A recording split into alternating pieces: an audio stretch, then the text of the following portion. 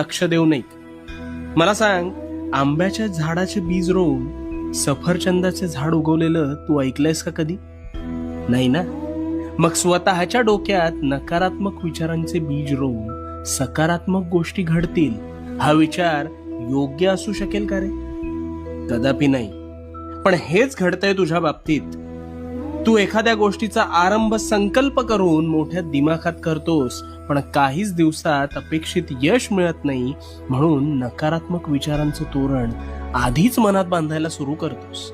आणि मग गोष्टी मनासारख्या होत नाहीत, म्हणून कायम रडत बसतोस. नकारात्मक विचारांचं ग्रहण लागलंय रे तुला.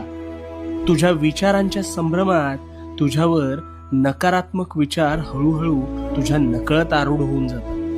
आणि मग तू सुद्धा या विचारांना जागा देऊन तुझ्या मनात घर करून आश्रय करून देतोस.